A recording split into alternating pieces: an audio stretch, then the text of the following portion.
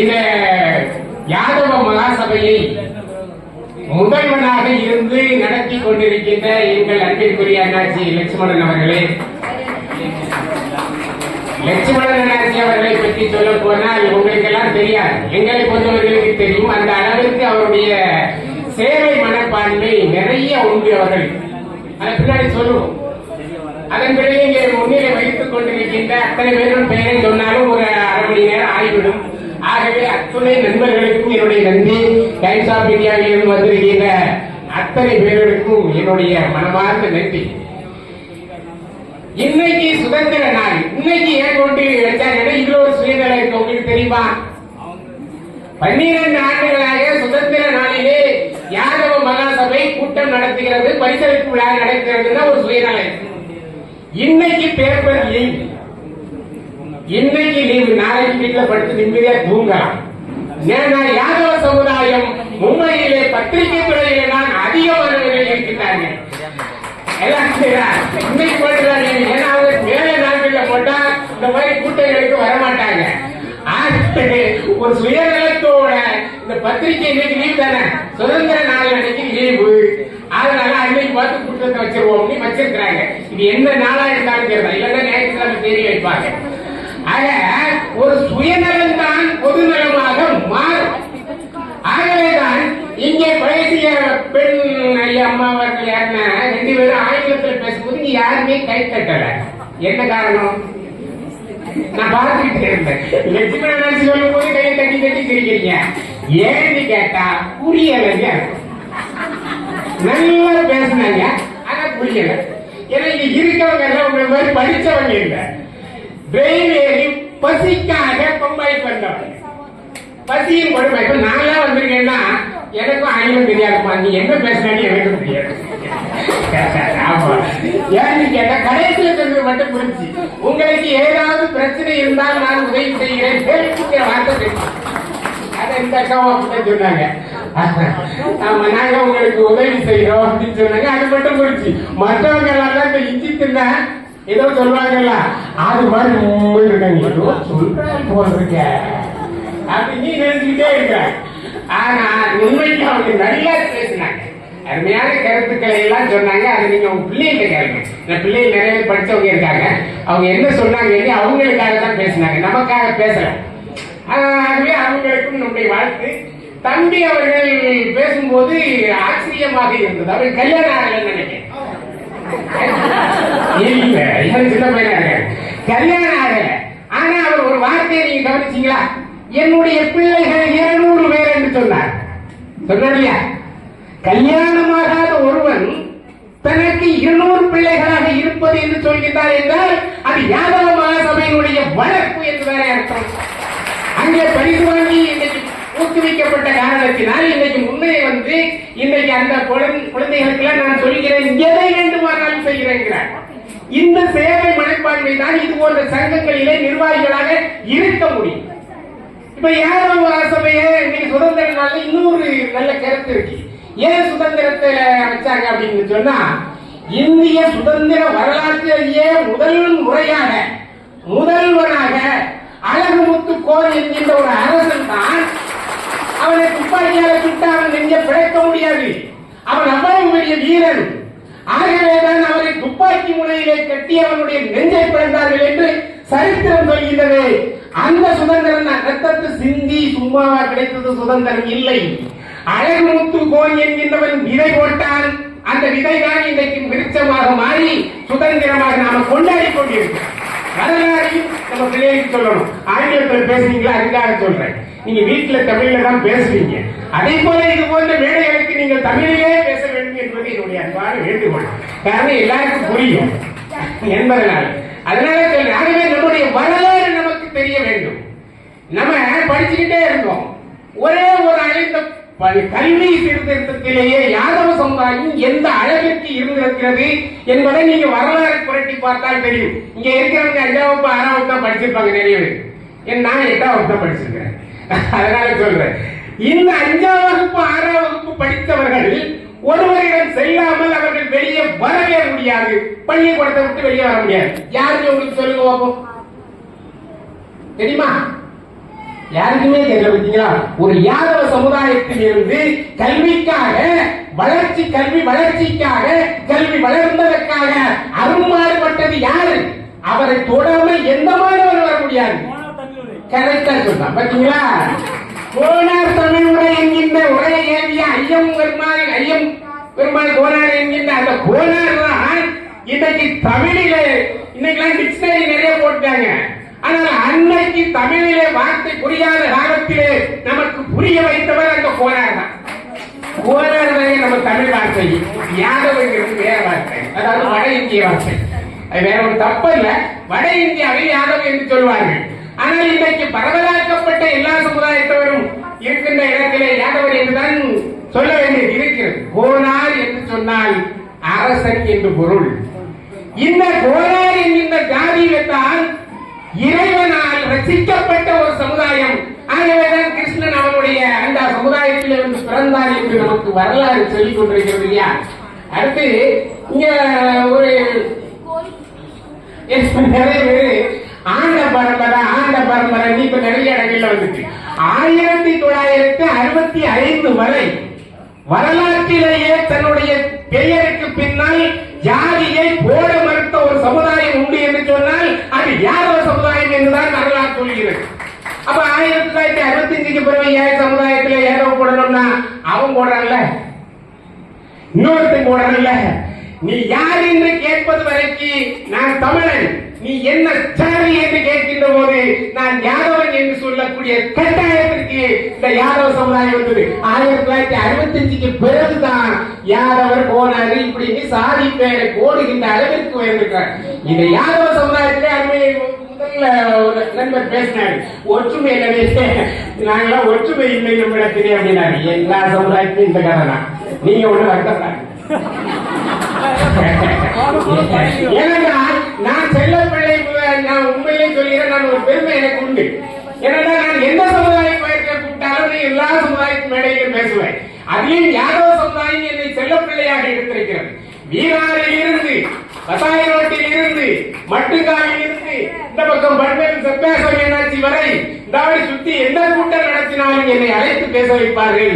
என்னை அந்த அளவிற்கு மரியாதை வைத்திருக்கிறாரா? ஆகவே சொல்கிறேன், எல்லா சமுதாயத்திலும் இந்த பிரச்சனை இருக்கிறது. ஆனால் வேற்றுமையில் ஒற்றுமைதான் வெற்றி. வேற்றுமையில் ஒற்றுமை இவ்வளவு நெருக்கடியான நேரத்தில் தான் நீங்க வெற்றி பெற வேண்டும். அப்படி வெற்றி பெற்ற காரணத்தினால் தான் 12 ஆண்டுகள் நீங்க தொடர்ந்து கொடுத்திருக்கிறீர்கள்.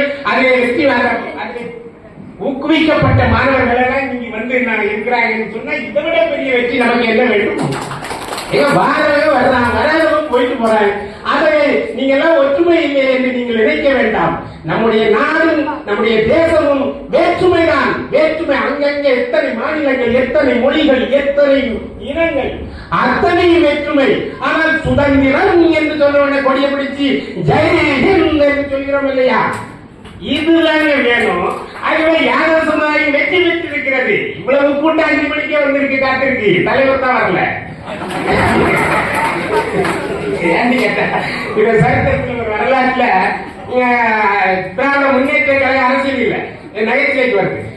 திராவிட முன்னேற்ற கழகம் 2வது தேர்தலில் போட்டியிட்ட போது 50 பேர் செஞ்சுட்டாங்க. தலைவர் தோத்து போனார். யாரு? அண்ணா தலை தோத்துட்டாரு. ஆனா மகவேல ஜெயிச்சு போயிட்டான். அதே மாதிரி லட்சுமணன் ஆட்சி லேட்டா வர்றாரு. ஆனால் மக்கள் எல்லாம் வந்து 5 மணிக்கே காத்திருக்கிறாங்க. அப்படி என்றால் இது மிகப்பெரிய வெற்றி இல்லையா? அதாவது யாதவ மகாசபை என்பது மிகப்பெரிய வெற்றியினுடைய தளத்திலே தான் பயணித்துக் கொண்டிருக்கிறதா? நீங்க வருத்தப்பட வேண்டாம். நிறைய 1,00,000 பேர் வரணும்னு கணக்கெல்லாம் கிடையாதுங்க. நல்ல உழைப்பாளி 4 பேர் இருந்தா ஒரு சங்கத்துக்கு போதும். நல்ல உழைப்பாளி 4 பேர், 40 பேர் இருக்கீங்க, 40 பேர் இருந்தா போதா? ஏன்னா நிறைய பேர் வந்தா கருத்து வெற்றுமைகள் நிறைய வரும். பிரிச்சிருவாங்க, நம்மள வளரவே விட மாட்டாங்க. பக்கத்திலே இருந்து குழிய தோண்டிக்கிட்டே இருப்பான். அவரை பற்றி கவலையே படாதீங்க. நீங்க பாட்டுக்கு வளர்ந்து கொண்டே இருங்கள். உங்களால் என்ன முடியுமோ அதை சமுதாயத்துக்கு செய்யுங்கள். இந்த சமுதாயத்தை பற்றி யாரும் கவலைப்பட போறதில்லை. நீங்க யாருக்கு எந்த யாரோ சமுதாயம் எந்த சங்கையா போட்டுட்டா போடாது. யாதவ சமுதாயத்தில் பெரிய பெரிய தாதாக்கள் இருக்காங்களா? இருக்க. நீங்க நம்ம வரலாற்றை படிச்சுட்டே இருக்கு. ஆகவே தப்பான வழிகளில் செல்லாத ஒரு சமுதாயம் உண்டு என்று சொன்னால் அது யாதவ சமுதாயம் மட்டும்தான். தனக்கு கிடைச்சது கூட குருட நொண்டிய கருப்போ சிவப்போ பொண்டாட்டி பற்றி அனுசரிச்சு போறவர் இந்த யாதவ சமுதாயம். அவன் ஏன்னா மற்ற சமுதாயம் அடுத்த பொண்டாட்டி சின்ன வீடு எல்லாம் வச்சுட்டு போயிடறான். அவன் ஆனால் தனக்கு கிடைத்தது இதுதான் என்று நினைத்து வாழ்ந்து கொண்டிருக்கின்ற ஒரு சமுதாயம் யாதவ சமுதாயம். ஆக உங்களை பரிசீலனை நினைக்கிறாங்க. நீங்களாம் நல்லா அழகா இருக்கீங்க, அருமையாக இருக்கிறீங்க, ஒன்னும் கவலையப்படாதீங்க.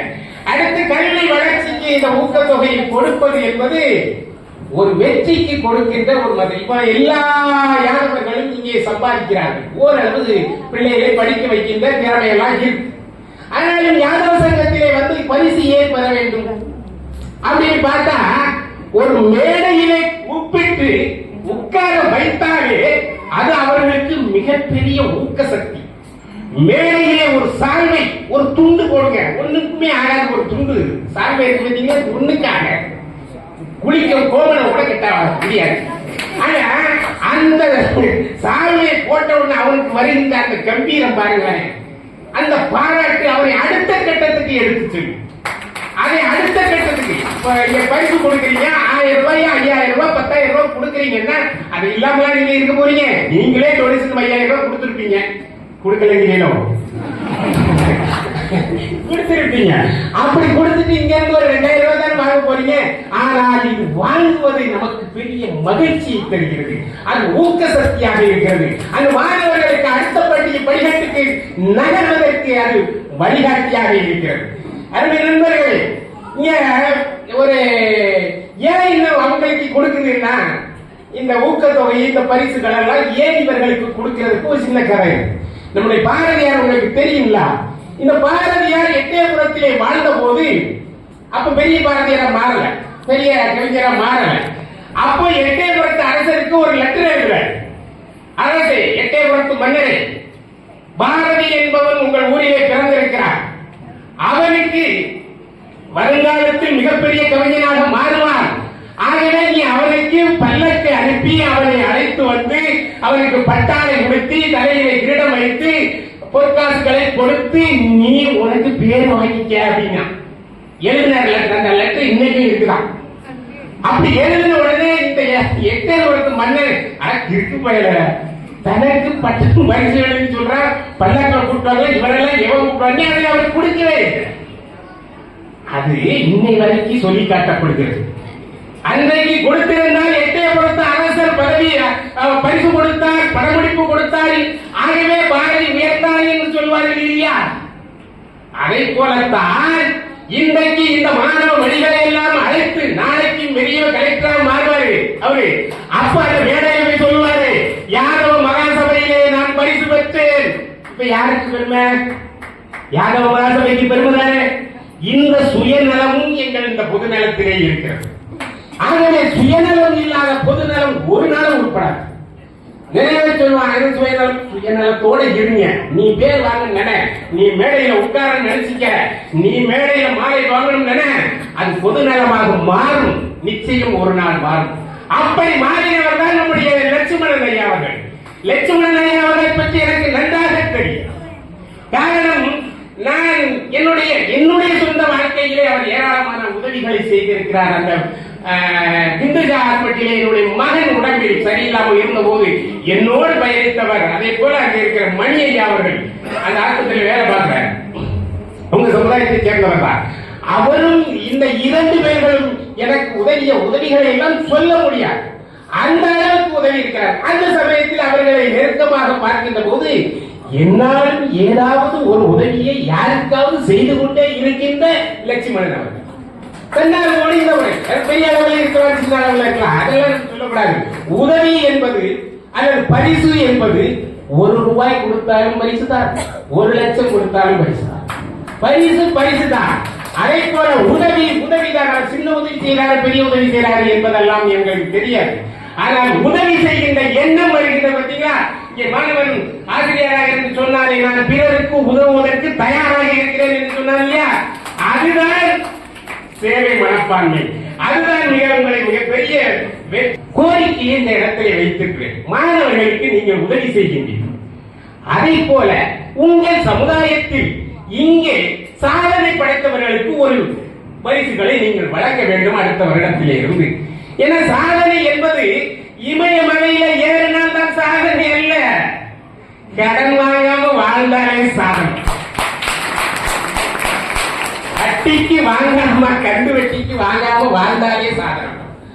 அதே போல சின்ன சின்ன உதவிகள். நான் சமீபத்திலே பத்திரிகைகளை படித்தேன், அந்த பேஸ்புக்ல எல்லாம் படித்தேன். நம்ம முத்து, நல்ல முத்து அவர்களா ஐயா அங்க இருக்காரு, முன்னாங்க. அவரு ஒரு போட்டோ அனுப்பியிருந்தார். அதுல என்னன்னா ஒரு பெரிய கிரேட் வாங்கி போட்டிருந்தார். என்னன்னா போட்டோ மட்டும் தான் போடுறாரு, எழுத தெரியாம வேறு போட்டோ போட்டிருக்காரு. நானும் மண்டையை உடச்சி எங்க போய் இந்த அவார்டு வாங்கினாரு, எங்க போய் வாங்கினாருன்னு பார்த்தா ஏதோ ஒரு இடத்திலே வாங்கி இருக்கிறார். இது ஒரு சாதனை சொல்கிறேன் நான். எல்லாரும் அவார்டு வாங்க முடியுமா? அதே போல இன்னொருவரை உங்களுக்கு அறிமுகப்படுத்துகின்றேன். அருமை நண்பர்களே, இன்றைய உலகில் உங்களுக்கு தெரியுமா தெரியாதா என்று தெரியவில்லை. இன்றைய உலகில் யூடியூப், வாட்ஸ்அப் என்று போய்கொண்டே இருக்கின்றீர்கள். உங்கள் சமுதாயத்தை சேர்ந்த ஒருவர், இந்த மும்பையிலே இருக்கின்ற ஒருவர் 25,000 சப்ஸ்கிரைபரை வைத்திருக்கின்றார். அவருக்கு அந்த யூடியூப் பணம் அனுப்புகிறது. அந்த இதை வெற்றி பெற்றிருக்கின்றார். மும்பையிலே முதல் முறையாக யூடியூப்பிலே பணம் பெற்றவர் ஒருவர் உண்டு என்று சொன்னால் அது உங்க சமுதாயத்தை சேர்ந்த ஒரு நண்பர் தான். யாருக்காவது தெரியும்? யாருக்கு தெரியாது. அது இவரும் இவருடைய குடும்பத்தாரும் அந்த யூடியூப்ல வெற்றி பெற்றிருக்கிறார். அவர் போறது நல்ல கருத்தா கெட்ட கருத்தா இல்ல. 25,000 பேர் சப்ஸ்கிரைபர் ஆயிருக்கான். 2 கோடி பேர் பார்த்திருக்கான். 2 கோடி பேர் பார்த்திருக்கிறான். சின்ன சின்ன காமெடி மகிழ்ச்சியாக வைப்பதற்காக போட்டிருக்கிறார் என்று சொன்னால் இது ஒரு பெரிய சாதனை இல்லையா? இது போன்ற சாதனையாளர் எனக்கு தெரியாம இந்த அம்மா படிச்சுட்டு வேலையில இருக்கிறாங்க, இது ஒரு சாதனை. அந்த அம்மா படிச்சுட்டு MBA படிச்சுட்டு இருக்காங்க, அது ஒரு சாதனை. ஒரு பையன் டாக்டர் பண்ணீங்க முன்னாடி இருக்க வாட்ஸ்அப் பார்த்துட்டே இருக்காங்க. தொண்டை கொடுத்து கட்டிக்கிட்டு இருக்கா, வாட்ஸ்அப் பார்த்துட்டு இருக்காங்க. இருதாய் 90 கிட்ஸா என்ன சொல்றீங்க? சொல்லுவாங்க 2024 கிட்ஸா ஆங்கிலத்தில் சொல்ல தெரியும். என் தம்பி நீ டாக்டருக்கு படிச்சு இப்படி அங்க போய் கட்டி வைக்கும் போது வாட்ஸ்அப்பை பார்த்தா கட்டி உள்ள பேரம்மா ஒரு நல்ல சபையை பேசிட்டு. ஆகவே இப்படிப்பட்ட சாதனையாளர்களுக்கு நீங்கள் அந்த சாதனை பரிசை நீங்க வழங்குவீர்கள் என்று சொன்னால் அவர்கள் அடுத்த கட்டத்துக்கு நகர்வதற்கு வாய்ப்பளிக்கப்படும். அவர்களுக்கு ஒரு ஊக்கத்தொகை, அந்த ஊக்கும் சக்தியாக அது மாறும். இதே போல நிறைய பேர்கள் உங்கள் சமுதாயத்தில் இருக்கிறார்கள். பத்திரிகை துறையில் இன்னைக்கு மும்பையை எடுத்துட்டாங்க, இன்னைக்கு மட்டும்தான் நீங்க கூட்ட வைக்க முடியும். நாளைக்கு வச்சிருந்தா அவ்வளவு பேர் காலையில எனக்கு பேப்பர் போட போனப்பா அப்படின்னு போயிடுவான். அடுத்து ஆமா எனக்கு வீட்டுல கல்யாணம் வச்சாலும் பேப்பர் போடுற ஆள் இருக்கான். நான் பாத்துருக்கேன்ல. ஏன் கொரோனா எங்க போறீங்க? இப்போ ஒரு மணி நேரத்துல வந்துடுறேன். எதுக்கு? பேப்பர் இருந்து போங்களா ஐயா? உங்க வீட்டுல கல்யாணம் அதான் அது மாதிரி நடக்குமே இப்படி சொல்லுவாங்க இருக்கிறான். ஆமா, ஆக உழைப்பதிலே வல்லவர்கள் நீங்கள். ஏனென்றால் ஒரு காலத்திலே நாம எல்லாம் என்ன படிச்சு என்னங்க எடுத்தோம் சம்பாதிக்கணும் பணக்கார நம்ம ஐயா கோடீஸ்வரனா நம்ம போய் பம்பாயில போய் படைச்சுக்க பாடி அனுப்புனாரு இல்லைங்க. கஞ்சி குடிக்க வழி இல்லாம வந்தவங்க நம்ம. பெருமையாக சொல்வேன் நான் அதை. ஆனால் என்றைக்கு நான் மும்பை ஊரிலே கஞ்சியை கொடுக்க முடியலையோ இங்க வந்த பிறகு எனக்கு கஞ்சி குடிக்க நேரம் இல்லை. அந்த அளவுக்கு உழைப்பின் பலனை நாம் அனுபவித்துக் கொண்டிருக்கின்றோம். இன்றைக்கு சமுதாயம், உங்களுடைய சமுதாயம் தங்களுடைய தொழிலான ஆடு மாடுகளை வைத்து 1 வருஷம் காத்திருக்கணும் பணத்துக்கு. 1 வருஷம் காத்திருந்தா தான் உங்களுக்கு பணம். மற்ற தொழிலை போல அல்ல. ஆடு மாடு வைத்து அதை பாலை கறந்து 1 வருஷம் காத்திருந்தால் ஏதோ குறைப்பதை வைத்து பிழைத்துக் கொண்டிருந்த நீங்கள் இன்றைக்கு மும்பையை நோக்கி பயணப்பட்ட காரணமாக இன்றைக்கு அனைவருமே ஓரளவு நடுத்தரவாதியாக உயர்தரவாதியாக மாறி இருக்கின்றீர்கள். அது உங்களுடைய உழைப்பை காட்டுகிறது. உங்களுடைய பிள்ளைகளை எல்லாம் பெரிய அளவில் படிக்கிறது பெருமையாக இருக்கிறது. இந்த பிள்ளைகளை எல்லாம் பார்க்கின்ற போது, இந்த பையனை எல்லாம் பார்க்கின்ற போது யாதவ சமுதாய படித்தவர்களெல்லாம் இருக்கின்றார்கள், இன்னும் உயர வேண்டும். முதலிலே அவர்கள் சொன்னார்கள், இப்படி உழைத்தவர்கள் மறுபடியும் எங்களுக்கு தருவதில்லை, 1000 கூட அப்படின்னு. இதெல்லாம் மனசு தருவது என்பது எல்லாருக்கும் வந்துடாது. ஒரு லட்சுமணன் போல, ஒரு நம்பியை போல, இங்கே இருக்கின்றார்கள் சுப்பையாசாமி அவர்களை போல இன்னொரு சாதனையாளர் சொல்லி மறந்து விட்டேன். பாத்தீங்களா பேச்சில, இது பொம்பையிலே மிகப்பெரிய சாதனை. உங்களுக்கு தெரியுதா? வசாய ரோட்டிலே இருக்கின்ற வைகுண்டசாமி அவர்கள், வைகுண்டதாஸ் அவர்கள் செய்திருக்கின்ற சாதனை, அது எல்லாரும் சேர்ந்து கொடுத்த பணம் தானே அப்படின்னு சொல்லிடுறாங்க. தலைவர் அவரு, தலைவர் அவரு, அவர் செய்ததனால் மருதமலையை தேவர் கட்டினார் என்று ஒரு பழமொழி உண்டு. தேவர் உருவாக்கினதாக சொல்வார்கள் மருதமலையை, கோயம்புத்தூர் பக்கத்தில் இருக்கிறத. அதே போல இன்றைக்கு வசாய ரோட்டிலே ஒரு மலை மேலே ஒரு முருகன் கோயிலை உருவாக்கி இருக்கிறார். அதாவது மாடியில நல்ல பேர் இந்த துபாசைக்கு எவ்வளவு பெரிய கோயிலாக கட்டி ஒரு சாதனை படைத்திருக்கிறார் என்றால் அது யாதவ சமுதாயத்தை அவர் படைத்திருக்கிறார் என்றால் அவரை அழைத்து நீங்கள் பாராட்டுவதிலே என்ன தவறு இருக்க முடியும்? அவர் எந்த அமைப்பை சேர்ந்தவராக இருக்க போறாரு, யார் ஆதரவாளராக இருக்க போறாரு? முதலில் இந்த ஆதரவாளர் என்பதை விட்டுவிடுங்கள். இருக்கிறார் முடிக்கன்னு சொல்ல மாதிரி நல்ல ரோட்ல போயிட்டு இருப்போம் பாத்தீங்களா, திருப்பி யாராவது வேணா வேற குறுக்கு ரோட்ல பேசி அப்படித்தான் ஒரு நூல் தவறினாலும் எல்லாம் போயிடும். அந்த அளவுக்கு இந்த வைகுண்டதாஸ் ஐயா அவர்கள் அருமையான சாதனை புரிந்திருக்கிறார்கள். அவரை எல்லாம் நீங்கள் பாராட்ட வேண்டும், மனமாற பாராட்ட வேண்டும். சொல்ல வந்தேன், எந்த அமைப்பாக இருக்கட்டும், இந்த எல்லா சமுதாயத்திலும் இருக்கிற பிரச்சனை தான். அவன் அந்த அமைப்பை சேர்ந்தவன், இவன் இந்த அமைப்பை சேர்ந்தவன், இப்படி எல்லாம் நினைக்காது. பாராட்டுகின்ற போது பாகுபாடு இன்றி எந்த யாதவராக இருந்தாலும், யாதவ சங்கம் எந்த யாதவராக இருந்தாலும் அவர் சாதனை செஞ்சிருக்கிறாரா கூப்பிட்டு பாராட்டுங்க. ஒற்றுமையாயிரும், ஒற்றுமையாயிரும். அவர் வர மாட்டேங்கிறாரு, நீங்க போங்க, முடிஞ்சு போயிருங்க கதை. அப்போ உங்களுடைய ஒற்றுமை பரப்படும், இந்த சங்கங்கள் உருப்படும். நிறைய சங்கங்கள் நிறைய போயிடுச்சு. 12 ஆண்டுகள் தொடர்ந்து இந்த சுதந்திர நாளிலே நீங்கள் வெற்றி பெற்றிருக்கிறீர்கள் என்றால் இன்னும் 100 ஆண்டு காலம் நீங்கள் வெற்றி பெற வேண்டும். அதுதான் எங்களுடைய ஆசை. காரணம், இந்த சங்கம் தான் என்ன இவர்களுக்கு லாபம்? இங்கே உழைத்துக் கொண்டிருக்கின்ற பின்னாடி 2 பேர் இருக்கிறாங்க, இவங்க எல்லாம் செயலாளர், பொருளாளர், தலைவர்கள், இவர்களுக்கு என்ன கிடைக்க போகுது? ஒன்லி அவர் பேர் தான் கிடைக்கும். கடைசியாக சோறு போட போறேன், அப்பளம் கொடுக்கற இவெல்லாம் கூட்டம் நடத்துறான். கடை நீ சாப்பிட போனது லேட்டா போயிருக்கிற, அப்பளம் முடிஞ்சு போச்சு. இவரு இல்லையா நீ முன்னோடி காரணம் அந்தத்தான் சொல்வாரே தவிர உங்களுடைய செயல்பாடுகளை குறை சொல்ல மாட்டார்கள். உங்களுடைய செயல்கள் உங்களுக்கு வெற்றியை தருகின்ற செயலாளராகத்தான் இருக்குமே தவிர எவ்வளவு சொல்லிட்டு போற குறை சொன்னாங்க தான் நல்லா வளர்ந்து அர்த்தம். ஒரு அமைப்பை பற்றி, ஒருவரை பற்றி குறை சொல்லிட்டார்கள் என்றால் அவர் சரியான பாதையிலே சென்று கொண்டிருக்கிறார் என்ற அர்த்தம். இதுதான் உளவியல். ஆகவே அருமை நண்பர்களே, இந்த அற்புதமான நாளில், இந்த சுதந்திர நாளில், இந்த சுதந்திரத்திற்காக போராடிய அந்த அழகு முத்துக்கோன் அவர்கள் நினைவாகவும் இன்னைக்கு மறந்துட்டாங்க, வரலாறு மறந்துட்டாங்கல்ல. அழகு முத்துக்கோன் வரலாறு வழக்கத்துக்கு தெரியவே மாட்டேங்குது, பம்பாய்க்காரங்களுக்கு தெரியவே மாட்டேங்குது. நம்ம டைம்ஸ் ஆஃப் இந்தியா அவருக்கு தெரியுமான்னு தெரியல. ஏன்னா நம்ம பிள்ளைகளுக்காவது தெரியட்டுமே, நம்முடைய பிள்ளைகளுக்கு சொல்லிக் கொடுங்கள் நம்முடைய வரலாறுகளை. நான் இங்கே சுப்பையாசாமி ஐயா அவர்கள் ஒரு பட்டிமன்றத்துக்கு கூட்டார்கள். அங்க போய் வரலாறு, இந்த யாதவ வரலாறுலாம் ஒரு 3 மணி நேரம் எடுத்து வந்து எல்லாத்தையும் சொன்னேன்.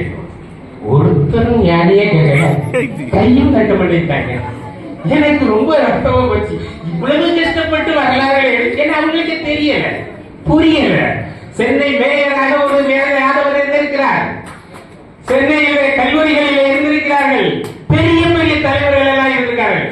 எல்லாவற்றையும் எடுத்து சொன்ன எல்லாரும் பேர்கள். இப்படியே இருந்தா நான் எப்படி பேசுறேன்? இந்த வரலாற்றை எல்லாம் கொஞ்சம் கொஞ்சம் நம்முடைய பிள்ளைகளுக்கு சொல்லிக் கொடுங்கள். யாதவ சமுதாய வரலாறுகளை சொல்லிக் கொடுங்கள். ஒரு சுயநலம் இல்லாத ஒரு யாதவ சமுதாயத்தில் பிறந்ததற்காக பெருமைப்படுங்கள்.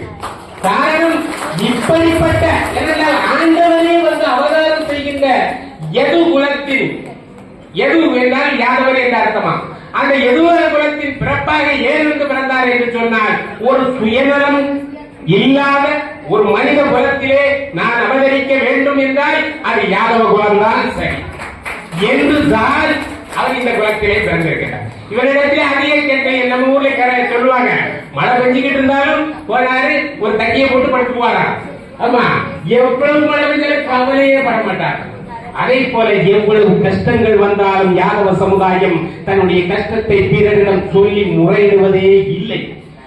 தன்னுடைய கஷ்டம் தனக்கு ஏற்பட்டது, இறைவனால் கொடுக்கப்பட்டது, அதை நான் சமாளிப்பேன் என்று சொல்லி சமாளித்து உழைத்து இன்றைக்கு மும்பையிலே பிரபலமாகி கொண்டிருக்கின்றீர்கள்.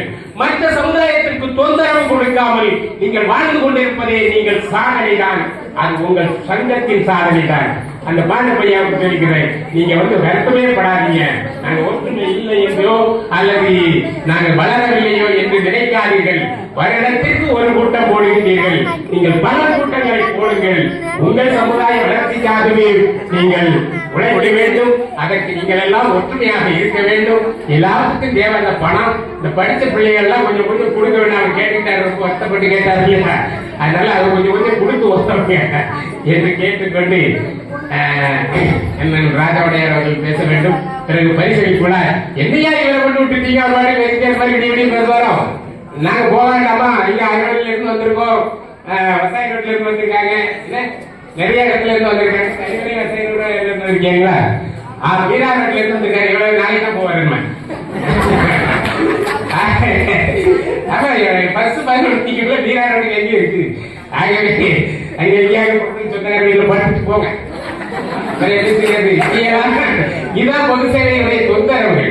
ஆகவே இது போன்ற தொந்தரவுகள் வந்தாலும் மகிழ்ச்சியோடு வந்திருக்கீங்களா, இவ்வளவு பேரு முகத்தை பார்க்க முடியுது பாத்தீங்களா. நம்முடைய இந்து மதத்தில ஒரு சொல்லி இருக்கிறது, ஒரு நாளைக்கு 1000 தலைகளை பார்த்தால் அவன் அன்பு செய்த பாவம் அன்றே தொலைந்து போய்விடும். ஒரு நாளைக்கு 1000 தலையை மட்டும் பார்த்தாலே போதும். இப்ப பார்த்தா ஒரு 500 தலை இப்ப இன்னொரு 500 அது போய் கடவாங்க. கடவாங்க இல்ல, நம்ம பஜாரம் போகும்போது 1000 பார்த்துருவோமே. சிட்டியில இருக்கிறவருக்கு ஏன் பஞ்சமே வயிற்றுக்கு பஞ்சமே வரலன்னு சொன்ன அவன் டெய்லி தலையை பார்க்கலாம். புரியுதா? கிராமத்துல என்ன 12 பேர் பாப்பா, அவ்வளவு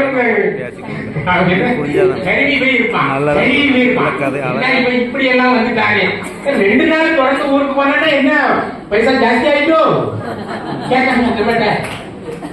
போகும்போது கேட்கறான், என்ன எப்ப வந்தீங்க, இப்பதான் வந்தாரு, எப்ப போறீங்க, அடுத்த உடனே கேட்கான்.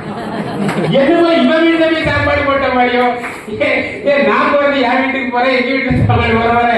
அவன் ஊர்ல இருக்க என்ன கேட்கறான், எப்ப வந்தீங்கன்னு கேட்டுட்டு விட்டுட்டாலே பரவாயில்ல, எப்ப போறீங்கன்னு உடனே கேட்க. இப்படிப்பட்டவர்கள் மத்தியிலே இருந்து நாம் பிழைக்க வந்திருக்கின்றோம். பிழைக்க வந்த இடத்திலே நாம் ஓரளவுக்கு வளர்ந்து விட்டோம். இனி நம்முடைய சமுதாயத்தை பார்க்க வேண்டும். அதுதான் இந்த சங்கங்களுடைய நோக்கம். அந்த சங்கங்களுடைய நோக்கமே நாம் நிறைவடைந்த பிறகு நம்மால் பிறருக்கு என்ன உதவி செய்ய முடியும் என்பதை யோசித்து அவர்கள் செய்வார்கள் என்றால் அவர்கள் இந்த சங்கத்தின் சிறந்த நிர்வாகிகள். ஆகவே அந்த சங்கத்தினுடைய நிர்வாகிகள் அத்தனை பேரையும் ஒரு நல்ல கைத்தட்ட கொடுப்போம். லட்சுமணன் ஐயா அவர்களுக்கு கையில கை கட்டோடு வச்சிருக்கிறார். ஆமா, கை கட்டு என்ன கையில உடம்புக்கு சரியில்லை, கையில கட்டுப்பட்டே வர முடியாது சொன்னாலும் சொல்லிடுவாருன்னு நான் நினைச்சேன். ஆமா, ஏனென்றா இங்கே தலைவர் இல்லை என்றாலும் சொன்னாலும் இங்கே இருக்கின்ற மற்றவர்கள் திறமையாக செயல்படுத்துகிறார்கள். ஆகவே தலைவர் வர லேட்டானா அவர் வரதோடு வரட்டு நாம் ஆரம்பிச்சோம் போது இதுதான் நல்ல தலைவர், நல்ல தொண்டர்களை உருவாக்கி வைத்திருக்கிறீர்கள் என்றார். இல்லைன்னா நிறைய சொல்லிடுவான், தலைவர் வரலப்பா, தலைவர் வரலப்பா, தலைவர் வரலப்பா, அழுதுகிட்டே இருந்துருவான். கூட்டம் நடத்த முடியாது, லேட் ஆயிரும். பிறகு சீக்கிரம் முடியும் பின்னால இருந்து தட்டுவாங்க, பேச முடியாது. இப்படிப்பட்ட சூழ்நிலை இல்லாமல் தொடர்ந்து அவர் வந்தாலும் வராட்டாலும் சரி 6 மணிக்கு ஆரம்பிப்போம், அவர் வந்து கிளம்புவாரு என்று சொல்லுகின்ற நல்ல நிர்வாகிகளை இந்த யாதவ மகாசபை பெற்றிருக்கிறது. ஆகவே தலைவராக அவைத் தலைவராக இருக்கின்ற மற்ற செயலாளர் பொருளாளர் பேர் தெரியல, ஒரு யாரு நம்ம எம்ஆர் ராதா இருந்தார்ல, அவரு ஒரு டைலாக் சொல்லுவாரு. ஒரு கஷ்டப்பட்டு ஒரு மேடையில ஏறி போனார். மேடையில ஏறி உட்கார்ந்த உடனே எனக்கு அவரை தெரியும், ரொம்ப நாளா பழக்கம் அப்படின்னு சொல்லிட்டு எம்ஆர் ராதா சொல்லுவாரு, உங்க பேர் என்ன பேரு அப்படின்னு கேட்பாங்க. எவ்வளவு நாளா நெருக்க பழக்கம், அது பேர் கேட்க அதே மாதிரிதான் எனக்கு நல்ல பழக்கம் எல்லாரும், ஆனா பேர் கிடையாது. ஆகவே இது போன்ற நல்ல நிகழ்ச்சிகளை கலந்து கொண்டோம். இந்த சுதந்திர நாளிலே நாம் சுதந்திரத்தை போற்றுவோம், இந்த இந்தியாவை போற்றுவோம், வேற்றுமையில் ஒற்றுமையை காண்போம் என்று சபதம் எடுத்து இந்த விழா இனிதே நடைபெறவும், இந்த விழாவிலே பரிசு பெறுகின்ற அத்தனை மாணவர்களுக்கும் எனது சார்பாகவும் மும்பை நகைச்சுவை மன்றத்தின் சார்பாகவும் வாழ்த்துக்களை தெரிவித்துக் கொள்கிறேன். நன்றி.